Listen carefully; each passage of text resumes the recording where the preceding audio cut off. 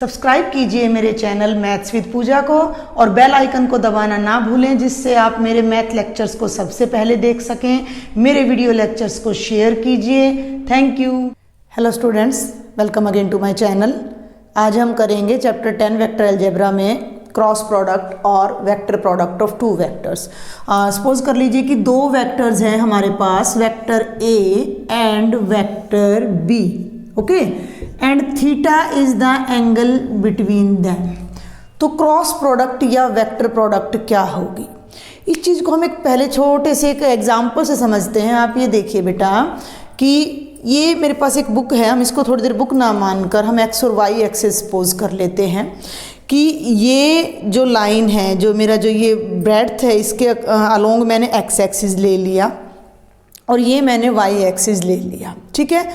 और अब मैं क्या कर रही हूँ कि मैं एक्स एक्सिस को वाई की तरफ रोटेट कर रही हूँ। समझे मेरी बात को कि एक्स एक्सिस को वाई की तरफ रोटेट कर रही हूँ, या मैं ऐसे करूँ कि यहाँ पर एक पेंच लगा हुआ है, समझें, और ये पेचकस है मेरे हाथ में, और एक्स वाई की तरफ जाने का क्या मतलब है, एंटी क्लॉकवाइज। बात को समझें, ये एक्स एक्सिस है, हम इसको वर्टिकल कर रहे हैं बट हम समतल पे समझ रहे हैं, इसको प्लेन पर समझ रहे हैं।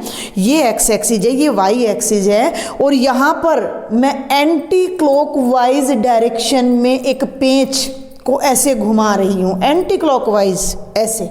देखो क्लॉक तो ऐसे चलता है, तो एंटी क्लॉकवाइज ऐसे, यानी एक्स से वाई की तरफ मैं जब यहाँ किसी पेंच को ऐसे करूँगी तो क्या वो पेंच अंदर जाएगा? नहीं, वो पेंच बाहर आएगा, वो उल्टी। क्योंकि जब भी हम किसी पेंच को टाइट करते हैं, आई डोंट थिंक कि आप यहाँ कोई पेंच ब्लैक बोर्ड पर देख पा रहे होंगे। आप यहाँ विजिबल करें कि अगर ये एक्स है और ये वाई, अगर मैंने पेंच टाइट करना है तो मैं क्लॉकवाइज डायरेक्शन में घुमाऊंगी, ठीक है ना। लेकिन अगर मैं x को y की तरफ ले जा रही हूँ और मैं इस तरह घुमा रही हूँ, आप ऐसे समझें, ये x एक्सिस इन जनरल हम क्या करते हैं, समझें इस बात को कि इन जनरल हम क्या लेते हैं बेटा, ये x एक्सिस है और ये हमारा y एक्सिस है, और सेम पोजीशन में मैंने आपको बुक को रख के यहाँ दिखाया है कि ये x एक्सिस और y एक्सिस है, और यहाँ पर हेयर राइट हेयर इस पॉइंट पर मैं ऐसे पेचकस को घुमा रही हूँ तो मेरा पेंच बाहर आएगा, बाहर की तरफ आएगा।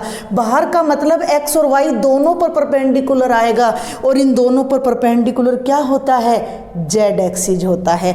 x पर और y पर दोनों पर जो परपेंडिकुलर होता है वो क्या होता है, z एक्सिस होता है। इस चीज़ को हम राइट हैंडेड कोऑर्डिनेट सिस्टम बोल देते हैं। राइट हैंडेड, देखिए वैसे तो हम जनरली क्या करते हैं कि बेटा हम y को यहाँ शो करते हैं, तो ये हमारा फिर क्या हो जाता है, z एक्सिस।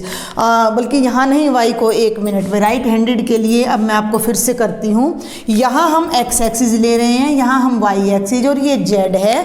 और अगर मैं x से y की तरफ ऐसे रोटेट कर रही हूँ, समझें, आप खुद भी एक्सपेरिमेंट कर सकते हैं एक पेचकस लेकर कि इस डायरेक्शन में, तो ये आउटवर्ड डायरेक्शन में पेंच आएगा, यानी एक्स और वाई दोनों पर परपेंडिकुलर आएगा, तो इसे हम राइट हैंडेड कोऑर्डिनेट सिस्टम बोलते हैं।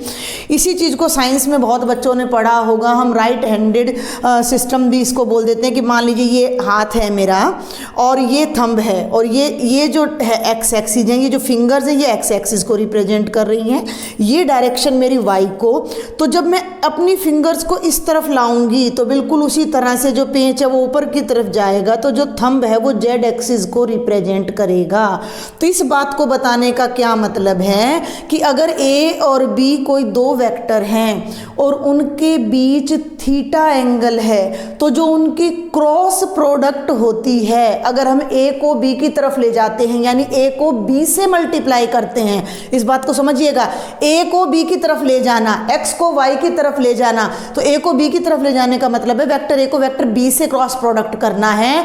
तो जो क्रॉस प्रोडक्ट आएगी वो इन दोनों के परपेंडिकुलर आउटवर्ड डायरेक्शन में आएगी, जो दोनों के परपेंडिकुलर होगी। ये है हमारा राइट हैंडेड कोऑर्डिनेट सिस्टम, और इसी के अकॉर्डिंग ही हमारी दो वेक्टर्स की क्रॉस प्रोडक्ट डिफाइन होती है। तो पहले मैं बात करने जा रही हूँ a और b की क्रॉस प्रोडक्ट की। ध्यान देंगे कि ये वेक्टर a को जब मैं b की तरफ ऐसे ऐसे बार बार घुमा रही हूँ, इस इस तरफ घुमा रही हूँ, एंटी क्लॉकवाइज घुमा रही हूँ, तो जो हम इसको ऐसे इमेजिन करें कि जो पेच हम यहाँ कसना चाह रहे हैं वो कस नहीं रहा, वो वापस बाहर आ रहा है, यानी इस डायरेक्शन में आ रहा है। अब ये डायरेक्शन व्हाइट बोर्ड पर नहीं दर्शाई जा सकती, तो उसके लिए हम इसको ऐसे लेकर चलेंगे कि ये डायरेक्शन इन दोनों के परपेंडिकुलर है और इस डायरेक्शन के अलोंग मैंने कोई यूनिट वेक्टर n ले लिया, z के अलोंग। जनरली देखो यहाँ z क्यों नहीं ले सकते,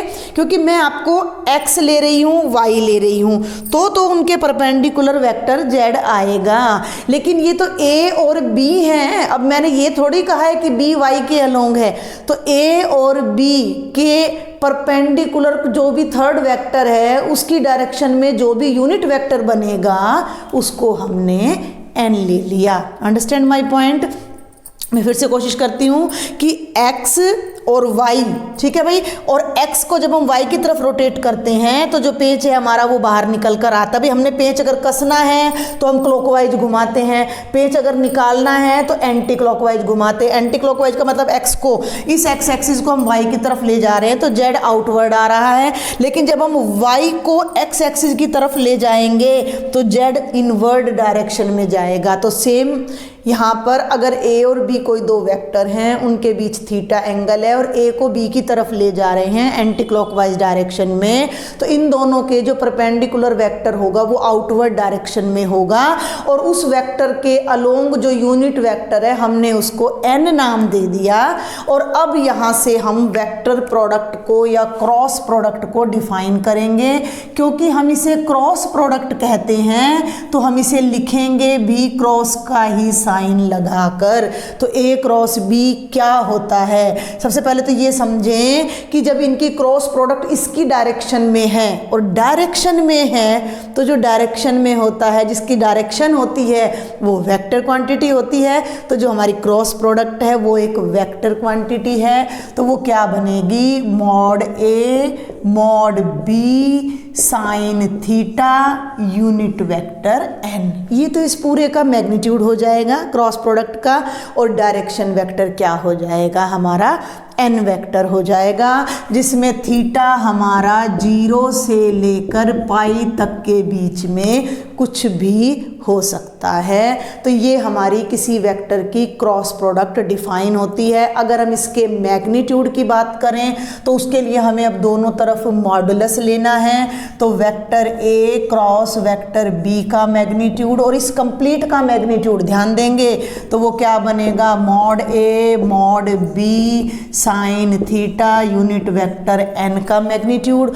और ये तो भाई स्केलर हैं, मोड a भी स्केलर है, कांस्टेंट है, मोड b भी कांस्टेंट है, साइन थीटा भी कांस्टेंट है, तो कांस्टेंट का मैग्नीट्यूड तो ये पॉजिटिव आ जाएगा बाहर, तो ये तो एज इट इज आ जाएंगे mod a mod b sine theta, और ये हो जाएगा यूनिट वेक्टर n का मैग्नीट्यूड। और n क्या है, यूनिट, तो इसका मैग्नीट्यूड कितना हो जाएगा, 1 हो जाएगा। तो ये बन जाएगा mod a mod b sine theta, और ये बन जाएगा वेक्टर a क्रॉस b का मैग्नीट्यूड। ठीक है, आप नोट करते चलें हर चीज को। सबसे पहले मैंने आपको बताई दोनों की cross product. If a and b are two vectors, theta is the angle between them which is lying between 0 to pi, and n is a unit vector perpendicular to both a and b. Then we define a cross b by mod a mod b sin theta unit vector n. Here I am telling you about the magnitude of vector a cross b। और यहीं से अब आप देखिए कि अगर मैं sine theta को इधर रखकर इन दोनों को डिनोमिनेटर में ले आऊं तो we can get one more relation, और वो रिलेशन क्या होगा, we can find the angle between two vectors using cross product. तो ये टर्म तो ऊपर रह जाएगी mod of a cross b और divided by mod of a mod of b, और ये रिजल्ट हमें दो वेक्टर्स के बीच के साइन एंगल को फाइंड करने में भी हेल्प करता है। अब एक बात का और ध्यान करिएगा कि ये a क्रॉस b है, तो हमारा जो है ये डायरेक्शन n है। लेकिन अगर मैं b क्रॉस a की बात करूं, यानी मैं b को a की तरफ लाऊं, तो मैं बार बार आपको बता रही हूं कि जब मैं b को a की तरफ लाऊंगी तो जो पेंच कसा जाएगा वो इन्वर्टेड हो जाएगा, यानी n के अपोजिट हो जाएगा। तो जब b को a से मल्टीप्लाई करेंगे तो इन दैट केस जो b क्रॉस a की जो प्रोडक्ट होगी वो इसके अपोजिट डायरेक्शन में होगी, और अपोजिट डायरेक्शन में होगी तो वो -n हो जाएगा। तो आप यहाँ देखिए b क्रॉस a क्या बन जाएगा, mod b mod a sine theta, और जो ये वेक्टर n है ये इसके अपोजिट आ जाएगा, जिससे हम माइनस ऑफ वेक्टर n कहेंगे, तो ये माइनस यहाँ आ जाएगा। तो आप देख सकते हो कि जो a क्रॉस b है और b क्रॉस a है, दोनों में नेगेटिव का डिफरेंस आ जाएगा। क्यों आ जाएगा? क्योंकि ये डायरेक्शन पर डिपेंड करता है। जो क्रॉस प्रोडक्ट है हमारी वो वेक्टर है और वेक्टर डायरेक्शन के अकॉर्डिंग चलता है। तो यहाँ हम दोनों को जब कंक्लूड करते हैं तो हम क्या देखते हैं कि a cross b is not equal to b cross a। Dot product में हमने देखा था कि कम्यूटेटिव होता है, स्केलर प्रोडक्ट कम्यूट करती है, a dot b is equal to b dot a होता है, but a cross b cross a के इक्वल नहीं होता। But magnitude of a cross b और magnitude of b cross a same होता है। ये जो वेक्टर आएगा ना, ये मैग्नीट्यूड सेम है, बस डायरेक्शन की वजह से ही माइनस लग रहा है। तो ये बात आपने ध्यान रखनी है कि a cross b is not equal to b cross a।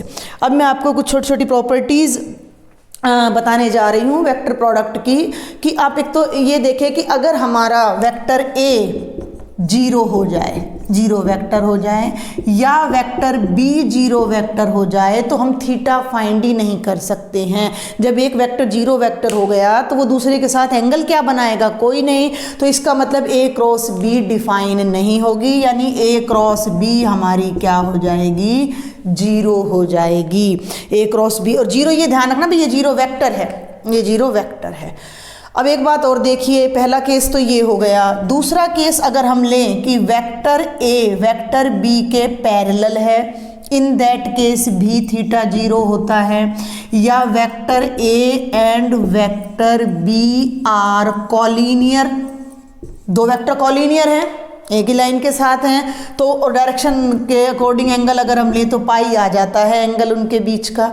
तो साइन है हमारे फॉर्मूले में, और साइन की वैल्यू जीरो पर भी जीरो होती है और पाई पर भी जीरो होती है।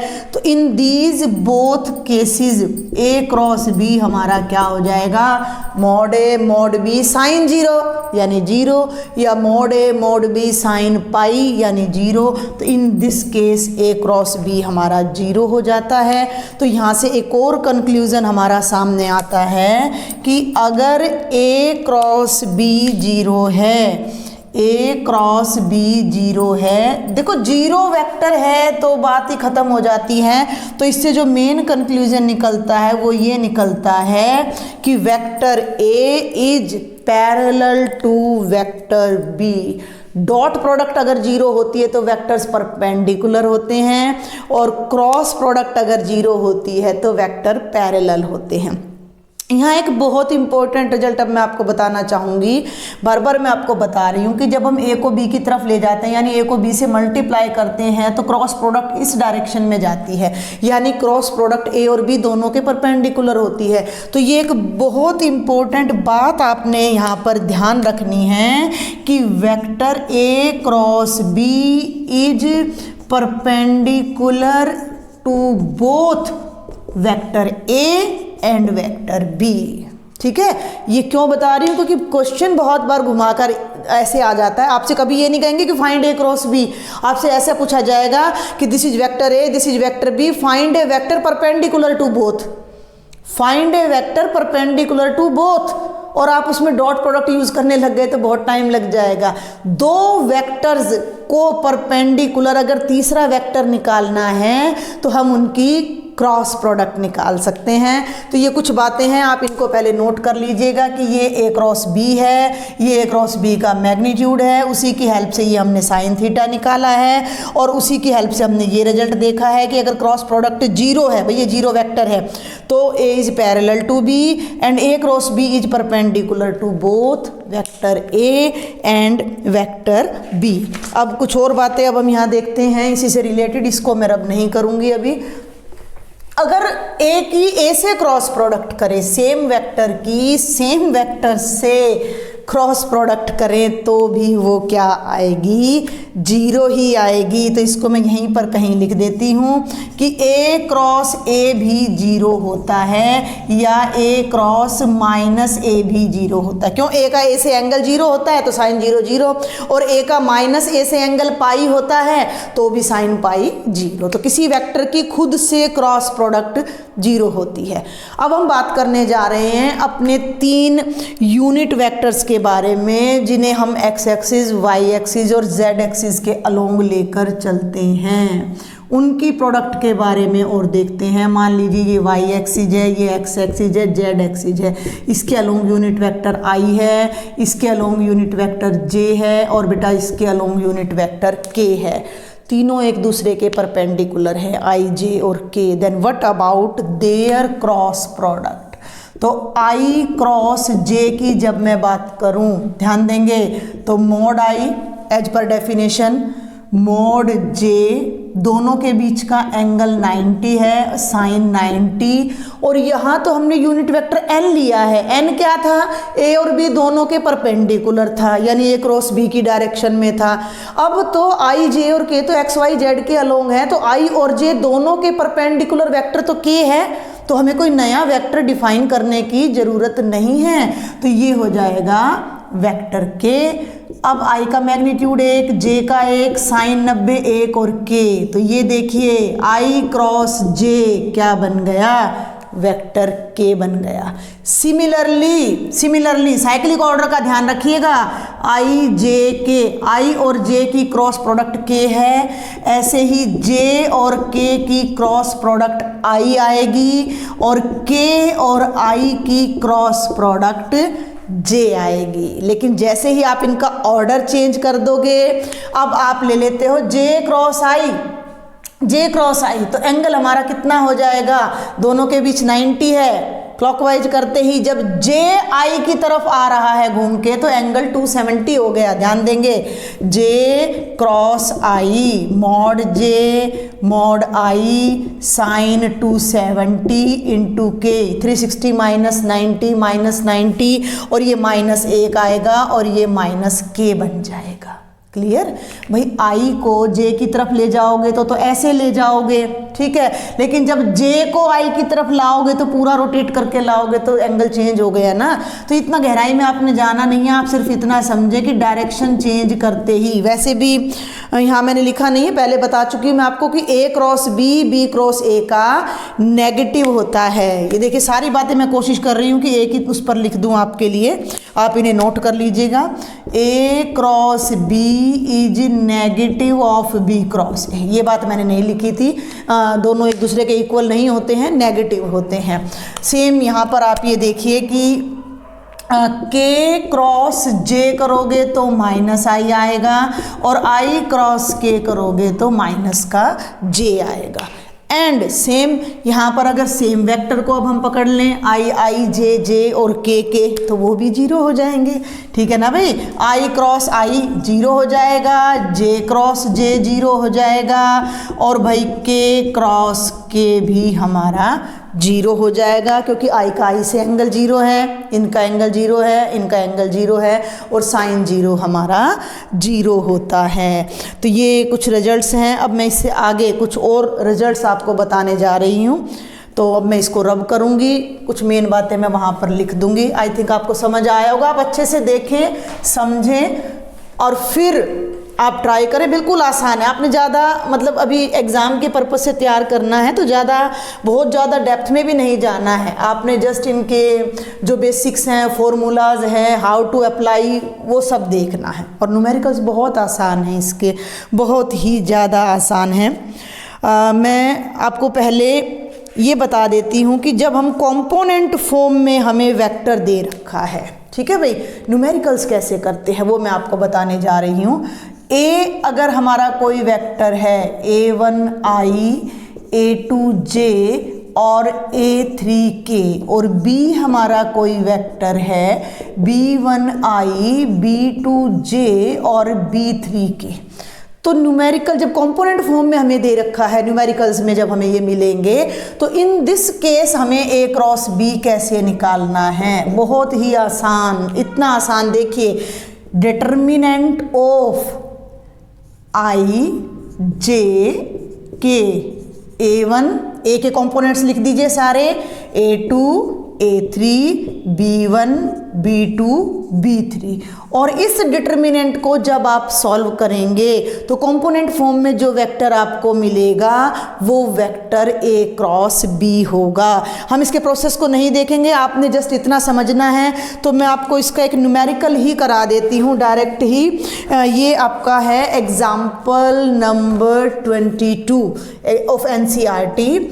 ये देखिए एक बार, एग्जाम्पल नंबर 22 क्या कहता है, find a cross b magnitude, यानी पहले आपने a क्रॉस b निकालना है, फिर आपने उसका मैग्नीट्यूड निकालना है, मॉडुलस निकालना है। तो वेक्टर a आपका क्या दे रखा है भाई, 2i plus j plus 3k, vector b है बेटा जी 3i plus 5j minus 2k, ठीक है भाई। तो ये न्यूमेरिकल अब हम एक बार ट्राई करते हैं। तो ये देखिए, ये क्योंकि मैंने यहाँ लिखा हुआ है तो यहीं पर मैं आपको सॉल्व कर देती हूँ। a क्रॉस b निकालते हैं हम पहले, i j k, a के कंपोनेंट्स 2 1 3, तो 2 1 3 3 5 माइनस 2 3 5 माइनस 2, और मेरे ख्याल से डिटर्मिनेंट को एक्सपेंड करना आपके लिए बिल्कुल भी मुश्किल नहीं है। हम फर्स्ट रो से एक्सपेंड करेंगे, आई लिया हमने, आई के साथ ये रो और कॉलम हम ढक लेते हैं, तो ये हमारे पास कवर कर लेते हैं इनको, तो ये बचता है हमारे पास 1 3 5 माइनस 2, यहाँ माइनस आ जाता है आपका जे, क्योंकि 1 2 कोफिशिएंट है ये 1 2 का, तो यहाँ पर ये कॉलम और ये रो चला जाता है, तो 2 3 3 माइनस 2 2 2 3 3 माइनस 2 प्लस के साथ बेटा 2 1 3 5 2 1 3 5। चलें आगे, तो ये देखिए -2 -15 -2 -15 माइनस जे बाहर, -4 -9 के, ये हो जाएगा बेटा जी 5 2 जा 10 -3, एंड जब आप इसको सॉल्व करेंगे -17i, हम क्या निकाल रहे हैं, we are solving a cross b, -17i -13 और एक माइनस बाहर है, तो +13j और बेटा जी +7k। क्लियर, ये हमारा वेक्टर a क्रॉस b आया है, जो कि a और b दोनों के परपेंडिकुलर है, बट हमने कैलकुलेट क्या करना है, इसका मैग्नीट्यूड, तो कर दीजिए। अब मैग्नीट्यूड निकालना कौन सा मुश्किल काम है, तो a क्रॉस b का मॉडुलस हो जाएगा -17 का स्क्वायर +13 का स्क्वायर और +7 के स्क्वायर का अंडर रूट। इसको सॉल्व कर दीजिए, 289 + 169 + 49, it will be, I will tell you the answer just, it will be 507, तो ये हो जाएगा 507 का अंडर रूट।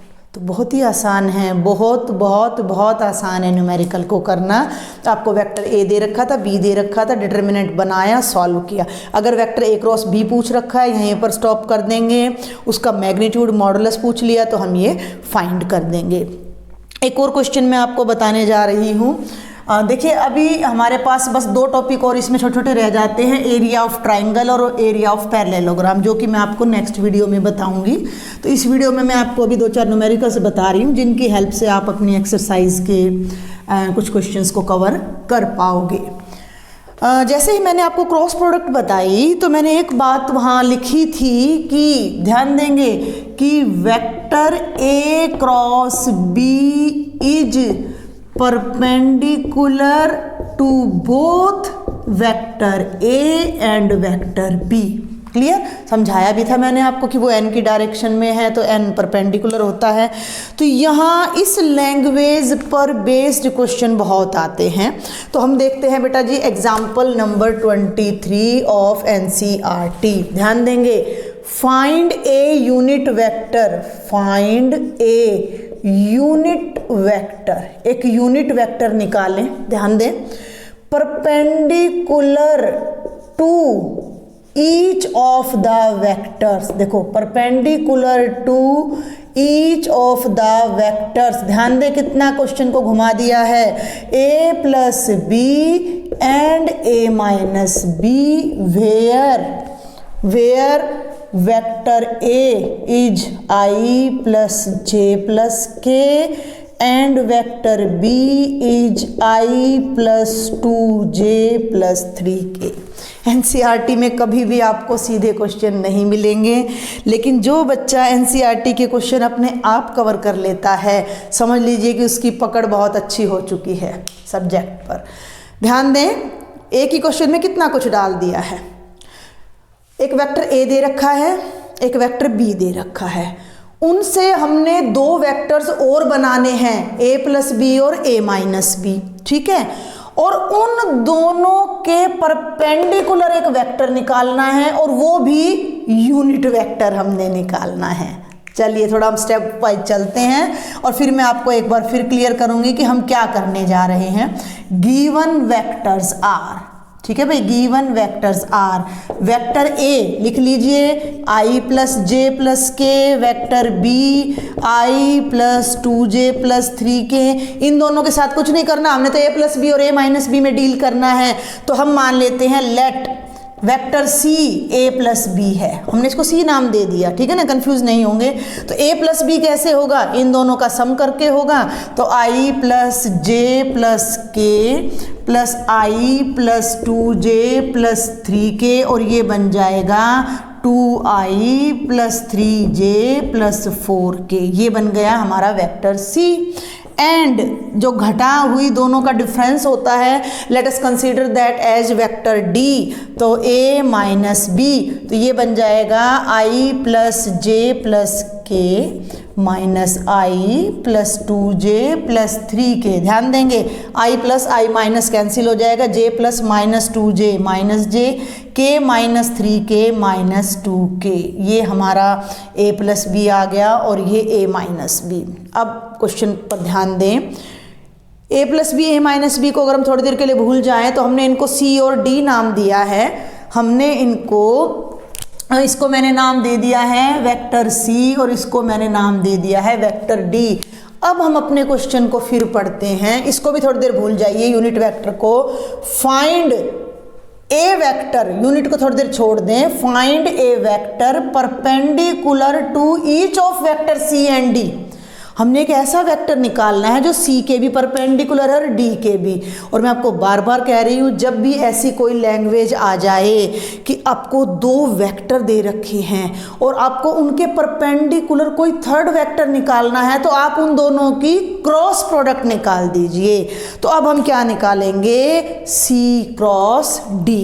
तो नाउ c क्रॉस d, बिल्कुल आसान, i j के डिटर्मिनेंट बना रहे हैं 2 3 4, सी के कोफिशिएंट्स पहले लिखेंगे, डी में आई नहीं है तो 0 -1 और -2। जब आप इसे सॉल्व करेंगे, अब मैं डायरेक्ट करूंगी, -6 + 4 -2i, जे को कवर कर ले तो -4 और -0 और -1 बाहर आएगा तो ये बनेगा 4j, और k को जब आप कवर करोगे तो -2 -0, तो बेटा ये हो गया -2k।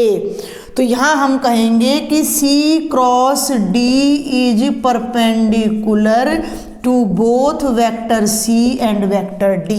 क्या हमारा क्वेश्चन यहाँ खत्म हो गया? नहीं हुआ है। क्यों नहीं हुआ है? एक और बात देखें, फाइंड ए यूनिट वेक्टर, हमें यूनिट वेक्टर निकालना है जो कि इन दोनों के परपेंडिकुलर है। इन दोनों के परपेंडिकुलर वेक्टर तो निकाल दिया, बट ये यूनिट नहीं है। तो अब हम यहाँ क्या करेंगे, अब हम इसको यूनिट में बदलने के लिए क्या करते हैं भाई, किसी भी वेक्टर को उसके मैग्नीट्यूड से डिवाइड कर देते हैं।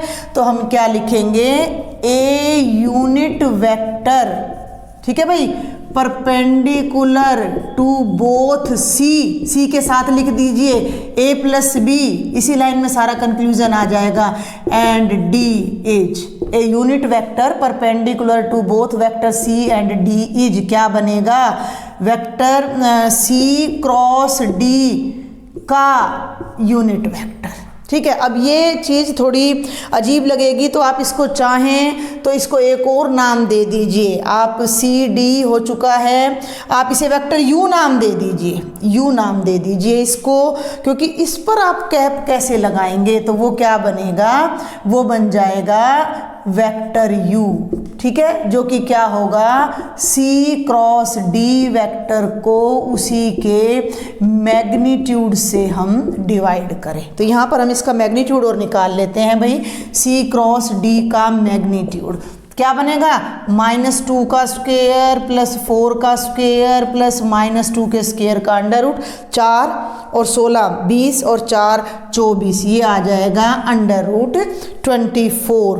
और अंडर रूट 24 को जब आप करोगे ये हो जाएगा 4 6 जा 24, तो ये बनेगा बेटा 2√6। तो अब आप इसको ले लीजिए, ये बन जाएगा -2i plus 4j -2k divided by 2√6।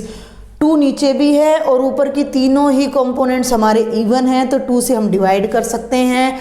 तो ये बन जाएगा -i plus 2j -k by √6। और ये वो वेक्टर है जो यूनिट वेक्टर है और इन दोनों के परपेंडिकुलर है। एक क्वेश्चन में आपको इतना मिक्स कर दिया है कि ये आपकी बहुत अंडरस्टैंडिंग को काफ़ी बढ़ाएगा। आपको वेक्टर ए दे रखा था, बी दे रखा था, उनसे आपने 2 वेक्टर ए प्लस बी और ए माइनस बी बनाने थे। इन दोनों के परपेंडिकुलर एक तीसरा वेक्टर लेना था। तो इन दोनों के परपेंडिकुलर तीसरा वेक्टर क्या होगा, इनकी क्रॉस प्रोडक्ट, जिसे हमने क्या नाम दे दिया, यू नाम दे दिया।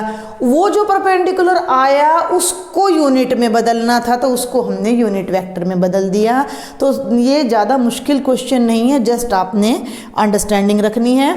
अब आपके 2 छोटे छोटे टॉपिक और रह जाते हैं, इन पर आप अपनी एक्सरसाइज के कई क्वेश्चंस कवर कर सकते हो। तो बाकी की एक्सरसाइज मैं आपको नेक्स्ट वीडियो लेक्चर में कराऊंगी। आपके कोई डाउट है, सजेशन है, तो आप मुझे कमेंट बॉक्स में ज़रूर लिखें। अगर आपको मेरे लेक्चर अच्छे लगते हैं आप शेयर करें और मेरे चैनल को सब्सक्राइब करें। Thank you.